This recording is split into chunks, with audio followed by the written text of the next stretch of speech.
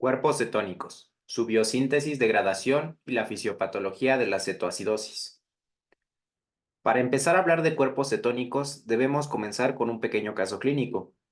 Bajo esta situación, donde se presenta un paciente al servicio de urgencias de un hospital con antecedentes de obesidad, diabetes tipo 2 o diabetes tipo 1 mayormente, caracterizado por un polidipsia, poliuria y polifagia, además de dolor difuso en abdomen y estado de deterioro al estado general y dolor abdominal.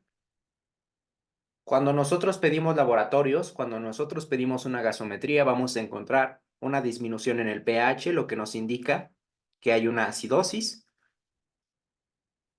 Encontramos con disminución de CO2, esto debido a la compensación respiratoria por medio de la respiración de Kussmaul, un aumento de glucosa y presencia de cetonas en orina. Las cetonas en orina van a ser nuestro determinante para que podamos diagnosticar cetoacidosis diabética en este caso, que es un tipo de acidosis metabólica causada por la acumulación de ácidos orgánicos.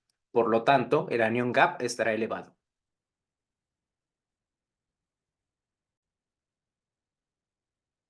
Ahora, hablando un poco sobre la estructura de los cuerpos cetónicos, cabe recalcar que estos son producidos a partir del exceso de acetilcoenzima. En un momento abordaremos estos tres, pero los tres cuerpos cetónicos de importancia clínica es acetoacetato, acetona y beta-hidroxibutirato, los cuales vamos a descubrir su origen y degradación en un momento. Bueno, ahora hablando estrictamente sobre los cuerpos cetónicos y su biosíntesis, empezaremos hablando sobre dónde se lleva a cabo y cuál es el motivo por el que se llevan a cabo. Para empezar, hablaremos de cuerpos cetónicos.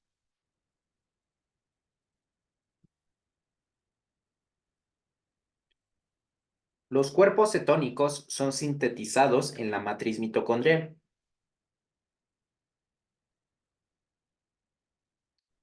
Específicamente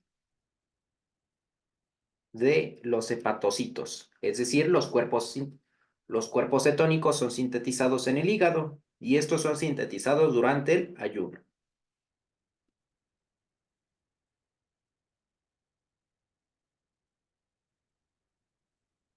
Y son sintetizados en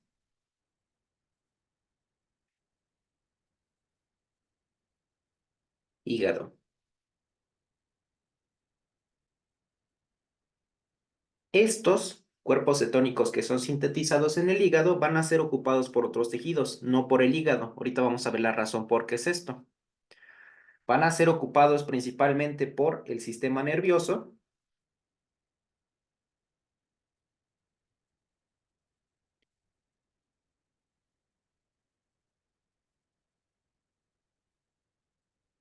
por las neuronas del sistema nervioso, y por células musculares, como lo es el caso del músculo cardíaco o músculo estriado cardíaco, que utilizan a los cuerpos cetónicos para generar energía. Pero, ¿cómo se lleva a cabo la biosíntesis? Para empezar, el sustrato de nuestra vía es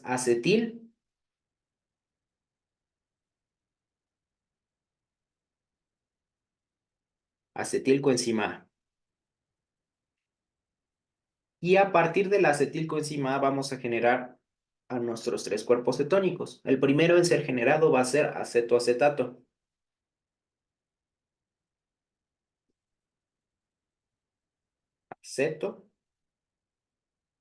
Acetato. Después de generar acetoacetato, vamos a generar a los otros dos. A partir de acetoacetato, generamos a los otros dos cuerpos cetónicos. En este caso, generamos primero a acetona, que tiene como característica que este es volátil. Es decir, en una forma simple de decirlo, vuela. Es decir, es exhalado por medio de la respiración. Y esto nos va a dar un olor característico en pacientes que padezcan de cetoacidosis. Los pacientes con cetoacidosis van a presentar una respiración muy común que se llama respiración de Kussmaul, que tiene un aliento afrutado y es una respiración muy profunda.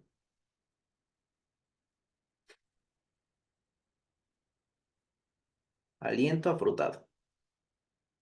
Algo importante que decir de la acetona es que este cuerpo cetónico no genera energía, dado a que es volátil. Entonces, no genera energía.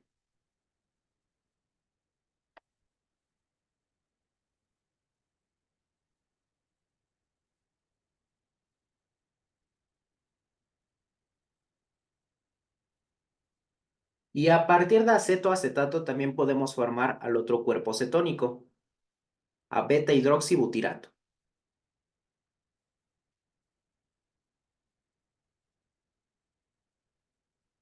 que no es otra cosa más que la reducción de acetoacetato.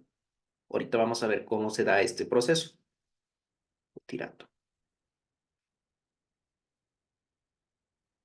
Ahora, esta no es la única forma de producir cuerpos cetónicos. También existe una forma en la que podemos producirlos a partir de aminoácidos que conocemos como aminoácidos cetogénicos.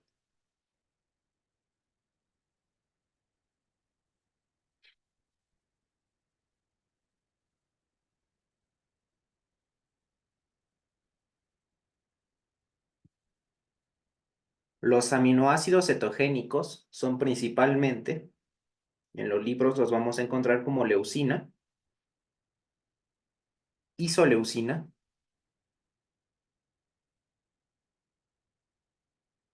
y lisina. Estos son nuestros tres principales cuerpos cetónicos. Estos son los aminoácidos a partir de los cuales podemos generar cuerpos cetónicos y nuestros cuerpos cetónicos son acetoacetato, el primero, acetona, que es volátil, y beta hidroxibutirato. Ahora, vamos a hablar específicamente de cómo se da la biosíntesis de los cuerpos cetónicos y más adelante de su degradación en los tejidos correspondientes. Primero que nada, tenemos a la síntesis.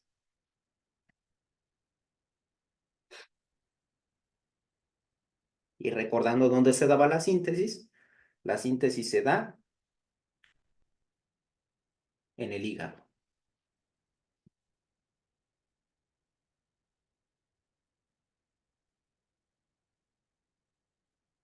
¿Cómo empieza nuestra vía? Para empezar, nosotros quedamos que teníamos acetilcoenzima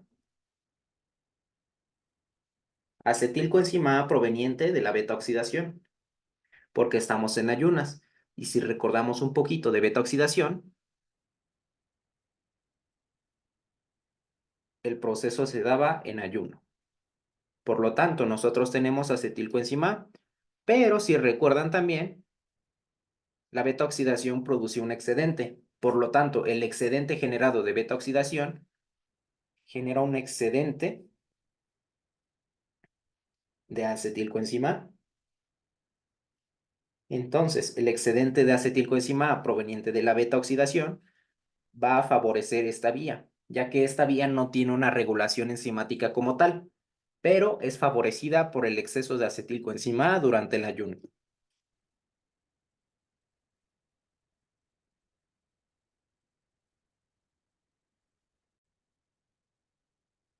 Siguiendo con nuestro proceso, recordando un poco lo que habíamos dicho, el exceso de acetilcoenzima A va a favorecer esta vía, ya que esta vía no tiene una regulación enzimática como tal, pero es favorecida por la presencia excesiva de acetilcoenzima A proveniente de la beta oxidación. Estos van a ser conjugados por medio de una enzima que se llama tiolasa, que va a realizar un corte de un grupo tiol. Entonces, por medio de la tiolasa, generamos otro compuesto y liberamos su coenzima A de uno de ellos.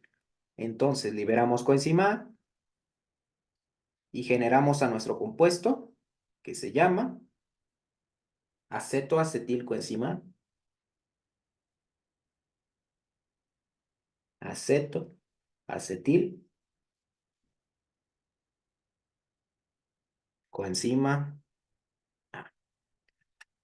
A partir de acetoacetilcoenzima A, vamos a utilizar a otra enzima, que va a generar a una encrucijada metabólica o a un sustrato que pudiera aparecer encrucijada metabólica, que es la HMG, CoA. En términos químicos se describe como hidroxi, metil, glutaril,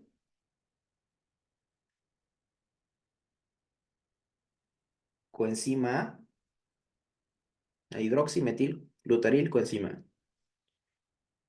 o abreviado como HMG, CoA. Este sustrato es sintetizado por medio de la enzima HMG-CoA sintasa.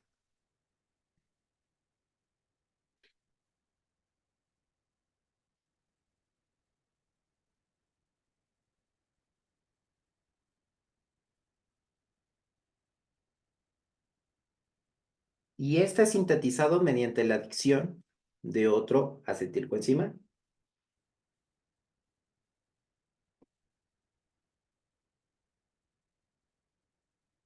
acetilcoenzima A. Pero de esta reacción vamos a liberar una coenzima A. Por lo tanto, el compuesto únicamente se queda con una coenzima A. Y siguiendo con el proceso, hidroximetilglutaril coenzima A va a ser cortado. Va a ser cortado por otra enzima.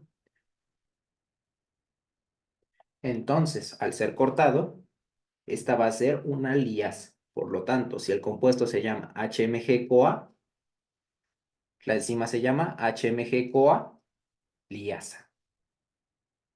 Y este va a realizar un corte para que a partir de este liberemos acetilcoenzima A.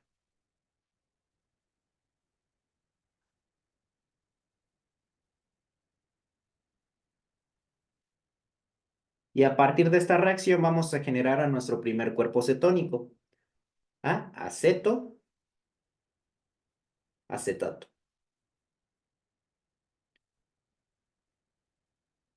Entonces, retomando un poco nuestro proceso de cómo formamos el primer cuerpo cetónico, tenemos que el excedente de acetilcoenzima A va a propiciar la formación de los cuerpos cetónicos. Y esto se da mediante un corte por medio de la tiolasa de un grupo tiol, lo que va a hacer que estos dos acetiles se conjuguen o se condensen para formar acetoacetilcoenzima A.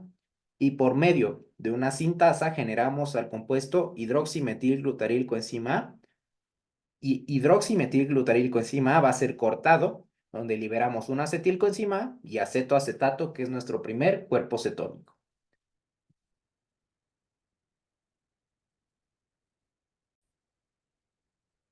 Ahora, a partir de acetoacetato podemos formar a los demás, como lo mencioné hace rato. Entonces, a partir de acetoacetato y por medio de una descarboxilación espontánea, es decir, esta descarboxilación no ocurre por una vía enzimática, vamos a generar a nuestro cuerpo cetónico, que es volátil. Entonces nosotros, por medio de la liberación de un CO2, vamos a generar a acetona.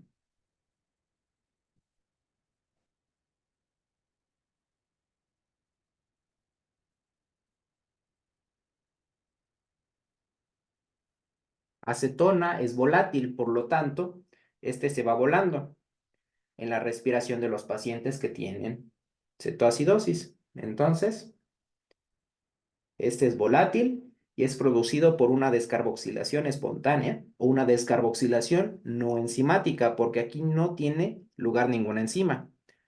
Este simplemente se rompe a partir del acetoacetato y forma acetona, descarboxilación espontánea.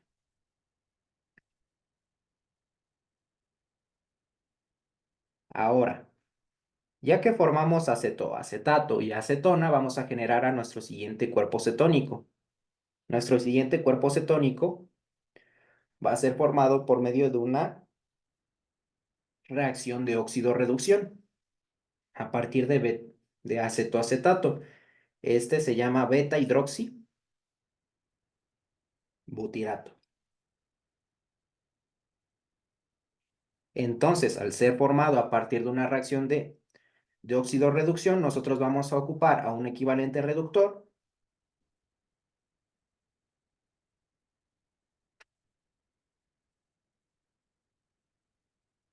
que es NADH, para generar nuestro equivalente reducido, NAD, NAD oxidado, perdón. Y entonces, si este NAD está oxidado, beta hidroxibutirato está reducido. Entonces, beta hidroxibutirato no es otra cosa más que la versión reducida de acetoacetato. Por lo tanto, este es el cuerpo cetónico que se obtiene a partir de una reacción de óxido-reducción.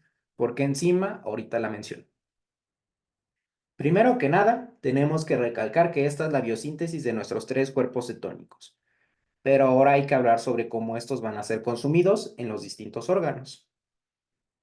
Entonces, beta hidroxibutirato, por medio de un viaje que va a ser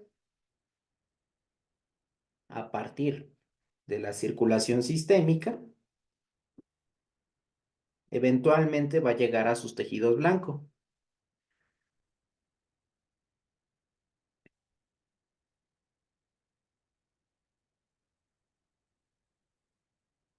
Va a ser por la circulación sistémica, va a llegar a sus tejidos blancos, los tejidos donde va a ser ocupado, que principalmente va a ser el músculo cardíaco y y nuestras neuronas del sistema nervioso. Entonces, van a ser ocupados por estos tejidos. Vamos a empezar desde beta hidroxibutirato. Beta hidroxibutirato, que quedamos que era la versión reducida de acetoacetato,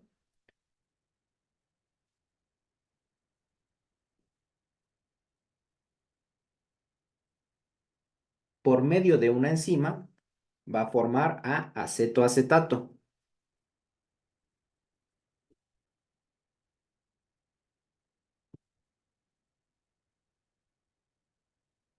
Y esto es catalizado por una enzima, ya que al ser esto una oxidación, vamos a ocupar otra vez a nuestro equivalente oxidado. Para formar un equivalente reductor, vamos a ocupar NAD oxidado para formar NAD reducido. Por lo tanto, esta es una oxidación. Por lo tanto, nosotros vamos a volver a generar acetoacetato.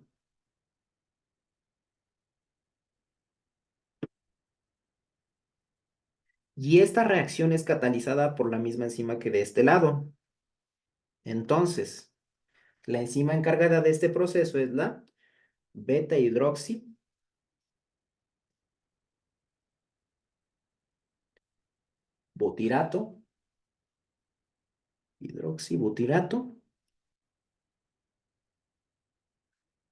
deshidrogenasa.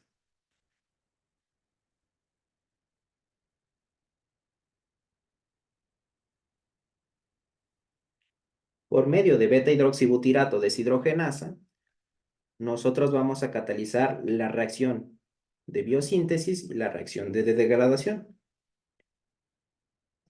Esta es la misma enzima, pero curiosamente, esta enzima trabaja de un solo lado en el hígado, que es a partir de acetoacetato. En el hígado solamente formamos acetoacetato, formamos beta hidroxibutirato. Esto ocurre en el hígado.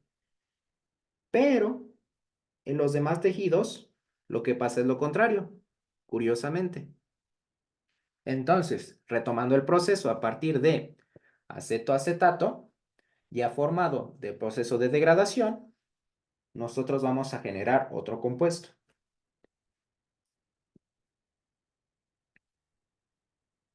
que va a ser aceto, acetil,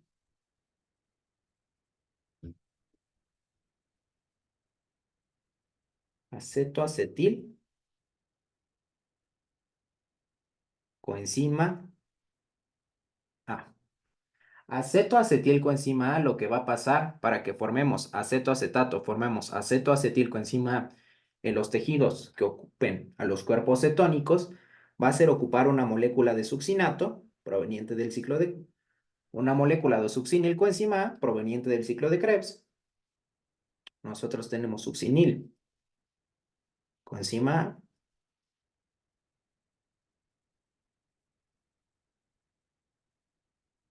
y vamos a hacer una transferencia de la coenzima A.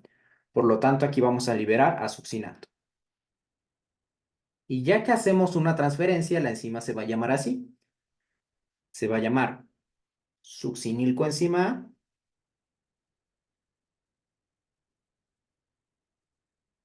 A acetoacetato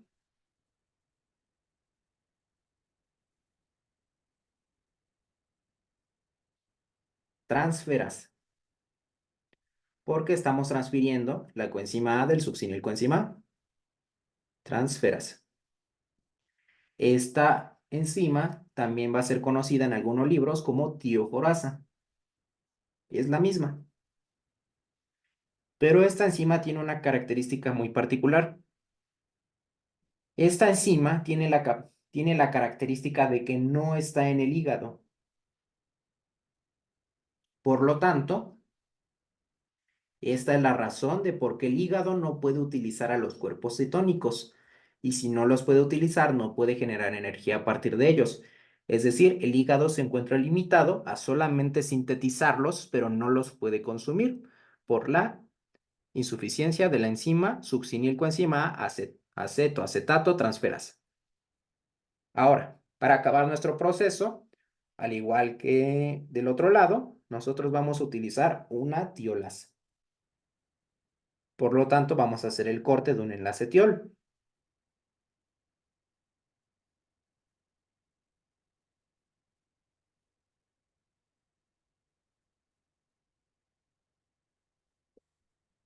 Entonces,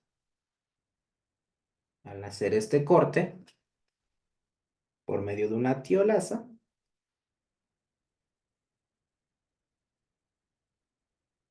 y la introducción de una coenzima A,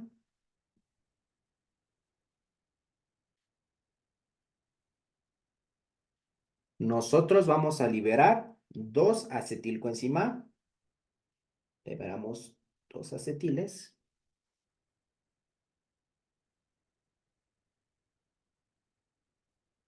Y 2 coenzimas A. Y este es nuestro proceso de degradación.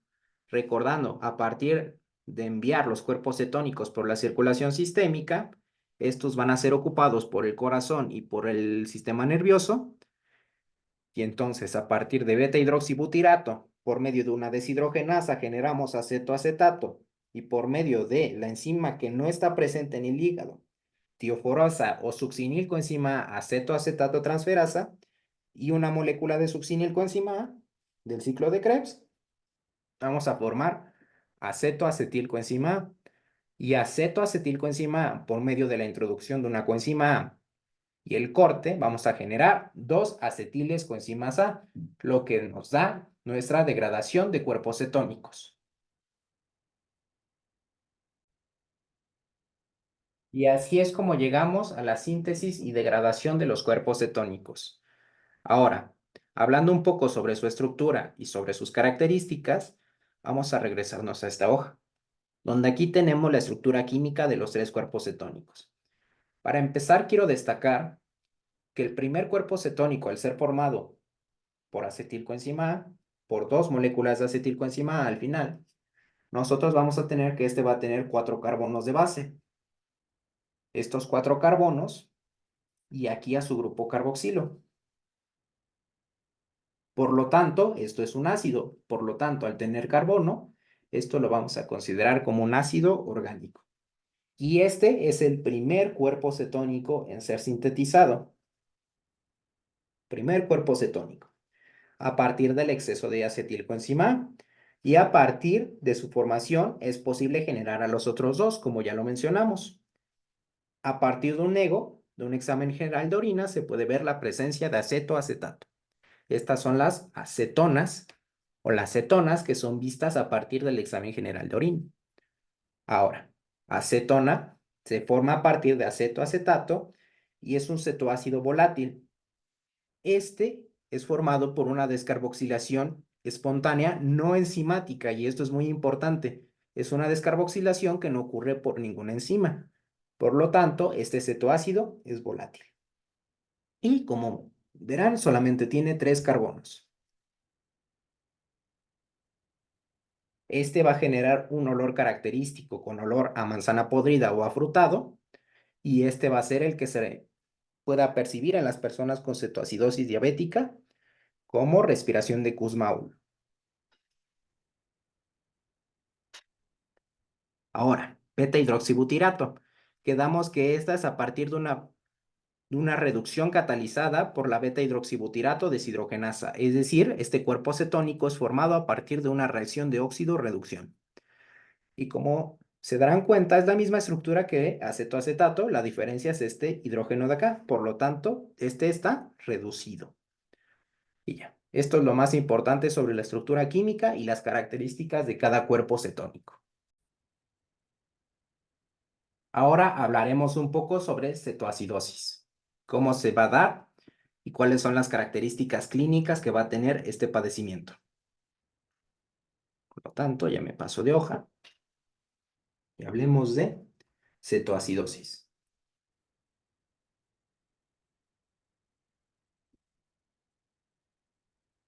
Cetoacidosis. Primero que nada, quiero que nos ubiquemos en un escenario de ayuno, donde la hormona presente en el ayuno va a ser nuestro querido glucagón, liberado a partir de las células alfa pancreáticas del islote de Langerhans. Por lo tanto, nosotros liberamos glucagón. Una de las primeras acciones que va a favorecer el glucagón, además de la glucogenólisis, va a ser que el glucagón va a favorecer la lipólisis, proceso de degradación de triglicéridos del tejido adiposo para que podamos utilizar a las grasas para sintetizar energía. Entonces vamos a favorecer la lipólisis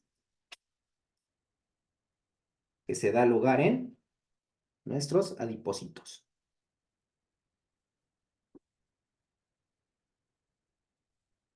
Entonces, el resultado de la lipólisis son los ácidos grasos que viajan a través de la albúmina. Estos ácidos grasos van a ser liberados a la circulación sistémica y van a llegar a sus órganos blancos, como llega a ser el músculo, como lo llega a ser el hígado. Entonces, a partir de los ácidos grasos,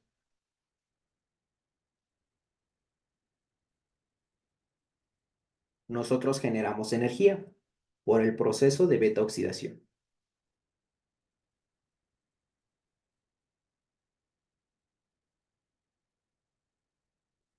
El proceso de beta oxidación se da lugar en el hígado principalmente, con su enzima reguladora, la carnitina aciltransferasa 1. Entonces, en el hígado se va a llevar a cabo la beta oxidación. Y eso es lo que ocurre en un escenario donde estamos en ayuno, donde el resultado de la beta oxidación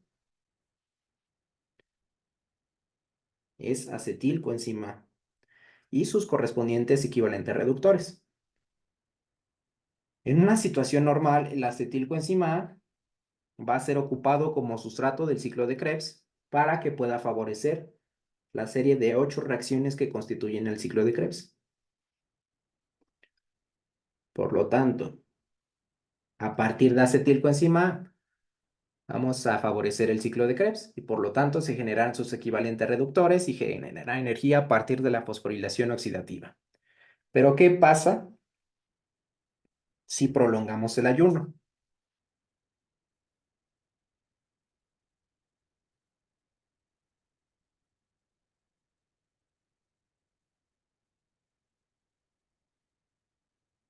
Si prolongamos el ayuno, se va a favorecer la presencia de cortisol.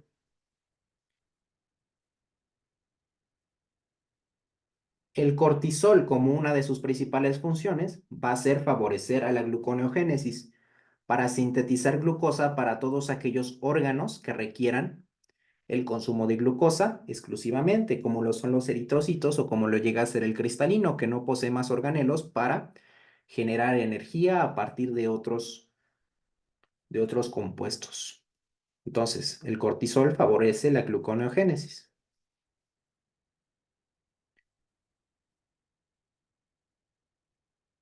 La gluconeogénesis, como recordaremos, se lleva lugar en el hígado. Entonces, ¿qué pasa en este momento? A partir de la acetilcoenzima formado a partir de beta-oxidación, vamos a seguir el ciclo de Krebs. Pero ¿qué pasa si favorecemos la gluconeogénesis? Para empezar, un compuesto que se llama oxaloacetato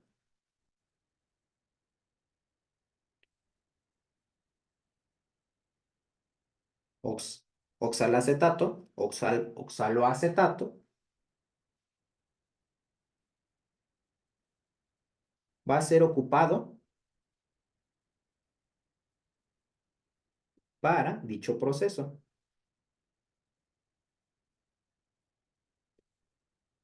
Por lo tanto, al tener una reducción de oxalacetato, vamos a detener un poco al ciclo de Krebs. No lo vamos a inhibir porque en la biología no se puede inhibir un ciclo como tal, pero va a reducir su velocidad del ciclo de Krebs. Entonces va a tener cierta incapacidad.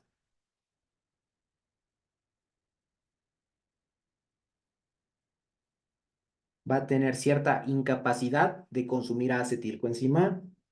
Entonces, ¿qué va a pasar con nuestro acetilcoenzima A procedente de la beta-oxidación? Va a empezar a aumentar drásticamente. Por lo tanto, si el acetilcoenzima A no puede ser utilizado por el ciclo de Krebs, que se encuentra incapaz de poder seguir, ya que el oxalacetato es ocupado por la gluconeogénesis para generar glucosa,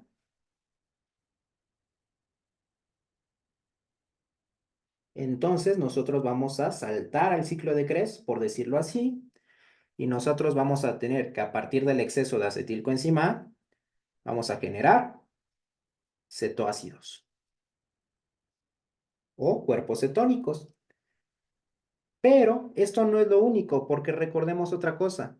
Otra forma en la que el ciclo de Krebs favorece la gluconeogénesis es mediante la formación de aminoácidos. Entonces,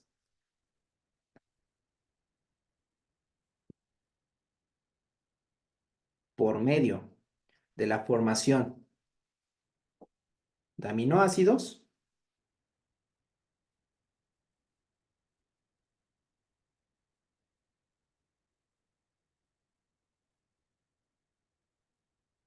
por medio de la formación de aminoácidos, también se favorece la gluconeogénesis y por este medio, la gluconeogénesis va a favorecer el consumo de glucosa en los tejidos que la requieran. Por lo tanto, al nosotros tener que algunos sustratos de Krebs van a ser usados para formar aminoácidos, para formar sustratos que puedan ser útiles para la gluconeogénesis, para órganos como lo son los eritrocitos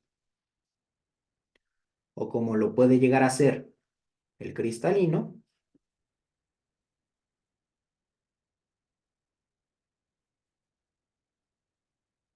nuestros cetoácidos o cuerpos cetónicos, lo voy a escribir así mejor para que no haya dudas, nuestros cuerpos cetónicos generados por el exceso de acetilcoenzima A, que se acumula ya dado a la incapacidad del ciclo de Krebs de poder seguir, porque oxaloacetato está favoreciendo la gluconeogénesis y los aminoácidos también lo están haciendo, para que a partir de la glucosa que se genera se puedan alimentar a los eritrocitos y al cristalino, los cuerpos cetónicos van a ser sintetizados y estos cuerpos cetónicos van a alimentar principalmente a dos tejidos durante el ayuno prolongado. principalmente al músculo cardíaco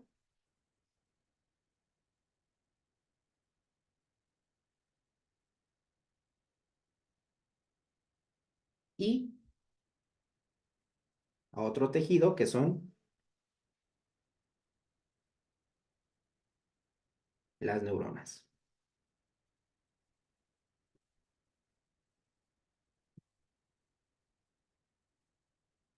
Entonces, a partir del exceso de acetilcoenzima generamos cuerpos cetónicos que van a alimentar al músculo cardíaco y a las neuronas. A pesar de que las neuronas quieren consumir glucosa, estas no lo hacen porque la glucosa se encuentra alimentando a los eritrocitos y al cristalino.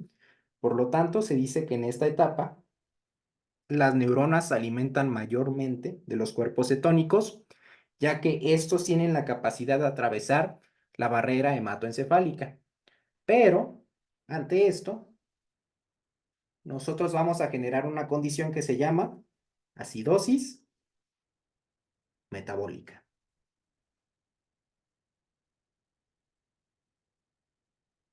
Y evidentemente esto va a generar también daño. ¿Qué pasa con la cetoacidosis diabética? Pasa lo mismo.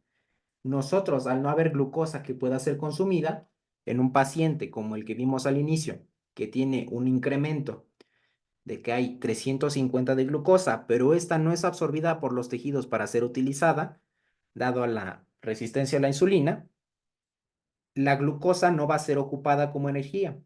Por lo tanto, va a favorecer este proceso aunque no estemos en ayunas. ¿Y qué va a pasar? Los cuerpos cetónicos van a conllevar a una acidosis metabólica en los pacientes con diabetes, principalmente en diabetes tipo 1, donde no hay glucosa, ya que se trata de una enfermedad autoinmune que limita la producción de insulina. Entonces, este caso va a ser muy común en pacientes pediátricos.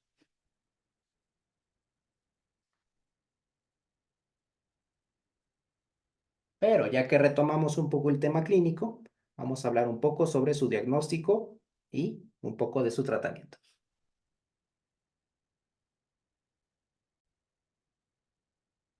Ok, hablando sobre su diagnóstico. En una parte clínica, el diagnóstico, primero que nada, va a ser con la historia del paciente, que va a acudir con las características que mencioné al principio. Y ya que tenemos la sospecha, lo que se le va a solicitar es una gasometría arterial, donde lo primero que vamos a ver es el pH elevado, el pH bajo, perdón, va a ser menor a 7,35. Esto va a ser por la acumulación de ácidos orgánicos. Por lo tanto, nuestro anión GAP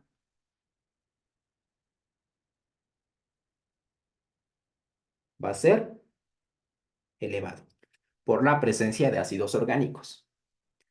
Ahora, el CO2, como una manera de compensación, por medio de la respiración de Kussmaul, va a ser bajo.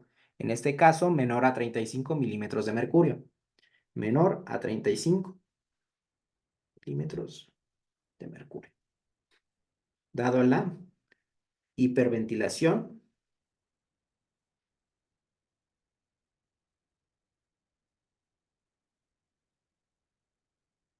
de Kussmaul.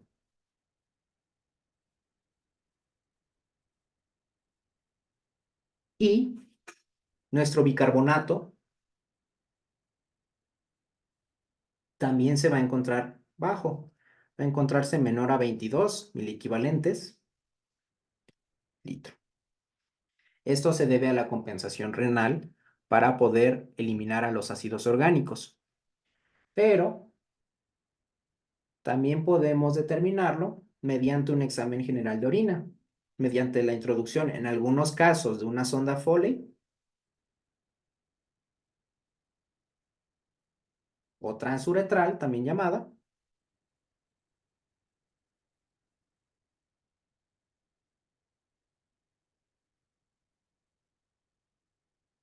y mediante un examen general de orina, mediante un EGO,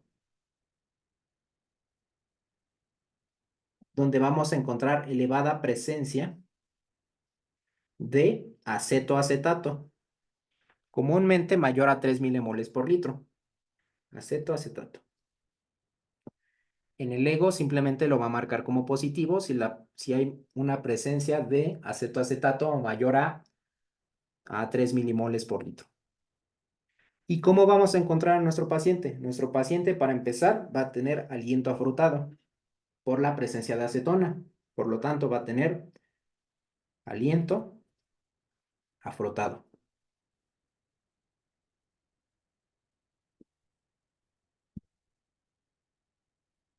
Y va a tener una alteración de la conciencia.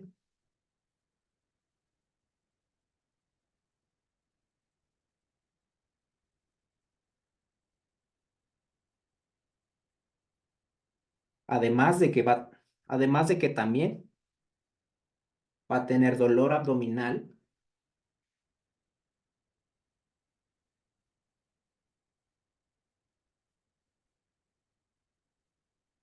va a tener dolor abdominal por inflamación del peritoneo, ya que los cuerpos cetónicos también van a afectar en una gran parte a el peritoneo, inflamación del peritoneo.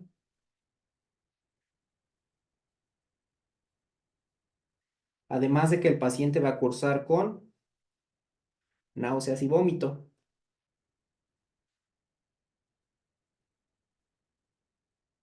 lo que eventualmente le va a causar deshidratación. Por lo tanto, por la deshidratación, nosotros vamos a tener que realizar una sustitución de electrolitos antes de empezar el tratamiento. El tratamiento, al tener una deshidratación, consiste en una rehidratación por medio de la utilización de electrolitos, como lo es el caso de comúnmente potasio. Nosotros vamos a tener una sustitución de electrolitos, tratamiento, dado a la deshidratación, sustitución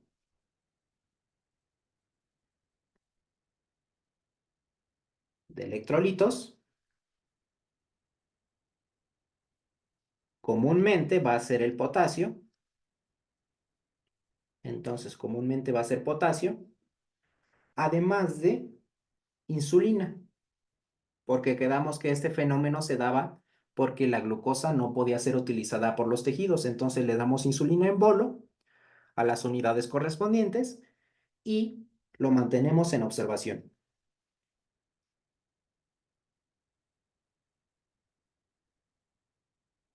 Es por tanto que a partir de todo este proceso que acabamos de ver, nosotros vamos a poder atender a un paciente con cetoacidosis y vamos a ser capaces de realizar las observaciones correspondientes en cuanto al origen bioquímico y a su explicación fisiopatológica de la enfermedad, además de que esto conlleva un tratamiento por medio de la regulación de la glicemia y un adecuado control de la glucosa.